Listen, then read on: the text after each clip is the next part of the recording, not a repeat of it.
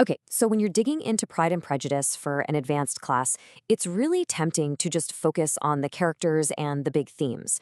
But what if we looked at the novel a little differently?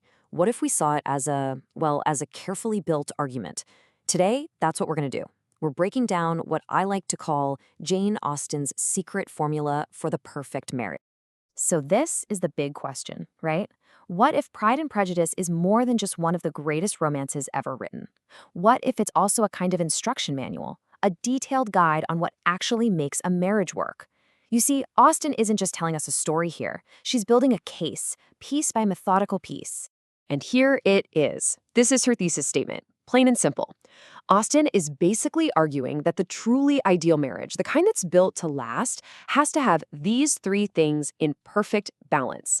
You need real passion, you need solid moral principles, and yeah, you absolutely need practical financial security. If you take any one of those pillars away, the whole structure just gets wobbly. And as we're about to see, only one couple in the entire book actually pulls this off. Now, this is what's so clever about Austen's whole approach. To prove her point about the perfect marriage, she first shows us a bunch of failed experiments. She uses all these other couples as foils, as examples of what doesn't work, and that just makes her case for the one successful union even stronger. So let's dive into this negative evidence. This right here breaks it down perfectly. First, you've got Mr. and Mrs. Bennet. They're the cautionary tale, right? A marriage based on a little bit of physical attraction, but with zero intellectual respect. Then there's Lydia and Wickham. Oh boy. They're the total disaster, driven by pure recklessness and greed, with absolutely no principle to speak of. On the other end of the spectrum, you have Charlotte and Mr. Collins, a marriage that's all about pragmatism. She gets a home, but she gives up any chance of real affection. And then there's Jane and Bingley. Now, they seem great, and they are, but their relationship is built on a kind of passive affection. It's sweet, but it doesn't have that intellectual spark, that challenge that makes each other better, which is really at the core of Austen's whole argument. Every single one is an important piece of the puzzle, but they're all incomplete. In this quote from Charlotte Lucas, wow, it just cuts right to the chase, doesn't it? That is not a declaration of love, that is a business deal. She literally sacrifices, and I quote, every better feeling to worldly advantage. Austen uses Charlotte to show us the incredible pressure women were under, for sure. But she's also drawing this incredibly stark line in the sand between Charlotte's choice and the one our heroine, Elizabeth, refuses to make. So after showing us 4 different marriages that are all fundamentally out of balance, Austen finally gives us her proof, the gold standard. Elizabeth Bennet and Fitzwilliam Darcy.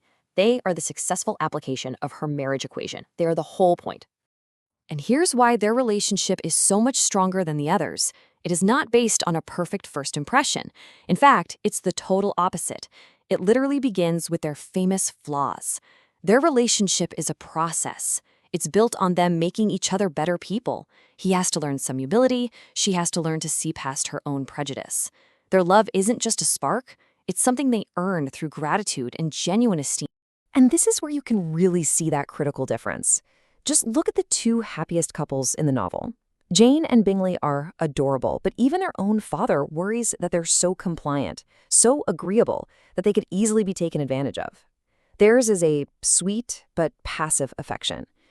Elizabeth and Darcy, though, they form an intellectual partnership.